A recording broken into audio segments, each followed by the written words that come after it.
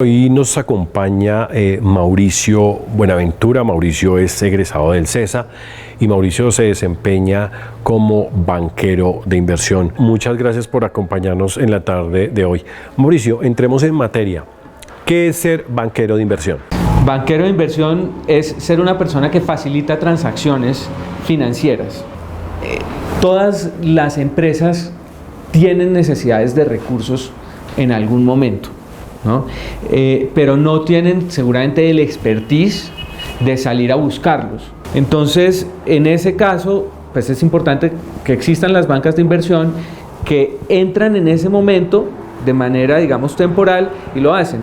Juntamos personas o empresas y proyectos que necesiten recursos con fondos de inversión o bancos o family office o inversionistas que tengan recursos y los ponemos a hablar el mismo idioma. ¿Cuál es el papel de la banca de inversión en el mercado y cómo se complementa con las fuentes de recursos? Son normalmente supremamente técnicas y financieras. Cuando uno habla con un fondo de capital privado o con un banco en su departamento de banca corporativa o cuando uno habla con una multilateral, tienen una manera muy específica de cómo les gusta recibir la información de los proyectos de las empresas que van a financiar. La labor nuestra es un poquito entender y cazar cuál es la estructura que necesita la compañía, que necesita la financiación o el proyecto de la financiación en cuanto a equity, en cuanto a deuda y tocar las puertas adecuadas para poder conseguir los recursos. ¿Cuáles son las habilidades que debe tener un profesional para destacarse en el ámbito de las finanzas estructuradas? Primero, la habilidad técnica, ¿cierto? Que es entender muy bien los estados financieros, unas proyecciones que dicen. Segundo, saber entender las necesidades tanto del empresario como de quien tiene los recursos. Entonces, una habilidad sería saber qué es viable y qué no es viable, ¿no? Y por dónde dirigirlo. A veces los empresarios dicen: yo necesito una deuda, pero realmente necesitan es un aporte de capital. O yo necesito más recursos, realmente necesitan es un plan de reestructuración. Y la tercera habilidad es tener la capacidad de relacionamiento.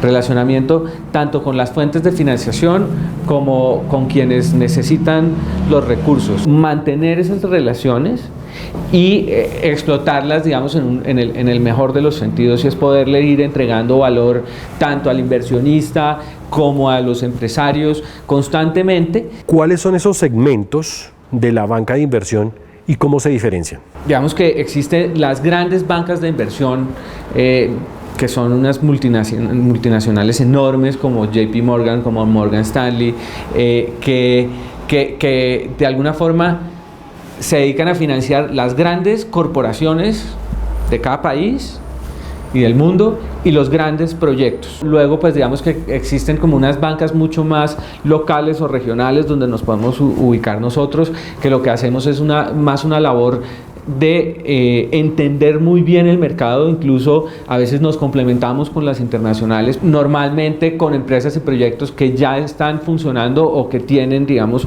una estrategia de financiación muy tradicional, tipo project finance o cosas por el estilo. Y luego existe todo ese ecosistema del emprendimiento, en donde más que bancas de inversión hay una cantidad de diferentes elementos de asesoría que hacen que los proyectos se lleven a cabo. ¿Cómo aportan los profesionales formados en el campo de las finanzas estructuradas y esta formación cómo aporta a la economía del país? Aportan un montón. Muchos inversionistas extranjeros pues antes de tomar la decisión de arrancar y poner una sucursal acá para arrancar de ceros, toman la decisión de comprar una compañía. Nosotros hemos tenido la oportunidad de tener inversionistas extranjeros que nos dan el mandato de buscar acá compañías para adquirir y arrancar, digamos que lo que ellos llaman como con una pista de aterrizaje más segura, que arrancar de ceros. Si no se estructuraran transacciones en donde se facilitara la inversión de mercados de capitales, que normalmente las estructuran también las bancas de inversión, pues tampoco habría ningún tipo de desarrollo de mercado de capitales. Las transacciones entre compañías de compras y venta de compañías que facilitan las bancas de inversión, pues digamos que en últimas hacen consolidar y crecer los sectores de una forma más organizada. Podemos hablar de las transacciones con el sector público. Entonces, cada uno de los proponentes contrata una banca de inversión y esa banca de inversión lo que hace es que recoge la información de la licitación, recoge la información de su cliente y le dice, bueno, si vamos a participar se necesita esto, esto y esto, usted lo tiene, sí, bueno, vamos a presentarlo así, usted podría llegar a licitar con estos precios y todo eso, digamos que se integra en eso que hablábamos, que de alguna forma es como un lenguaje, que es el que hay que llevarle a los bancos y a los fondos para que financien proyectos. ¿Qué es lo mejor que se puede hacer con el exceso de liquidez y cuáles son las pautas para hacerlo de la manera más efectiva y eficaz posible? En materia de exceso de liquidez, siempre habría que entender quién es el que tiene ese exceso de liquidez, para qué lo necesita, ¿cierto? O qué quiere hacer con él, cuál es su objetivo con ese exceso de liquidez. Y eso, y pues digamos sus características propias, ¿no? De edad o de compañía, de mercado en el que se desarrolla, etc. El mercado público de valores está hecho para que, pues está muy diseñado para que los inversionistas institucionales inviertan ahí, o inversionistas profesionales,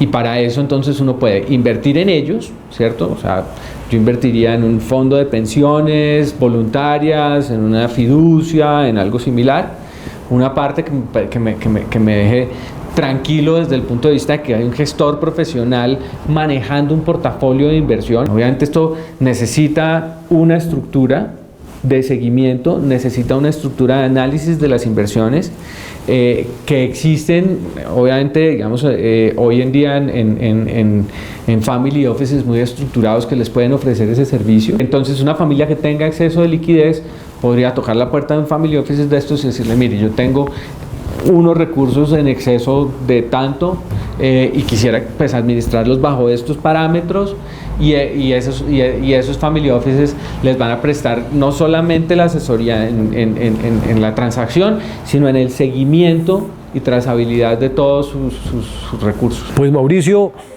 desde el CESA, de nuevo, muchísimas gracias por este tiempo, muy amable. Bueno, muchas gracias, Héctor, querido.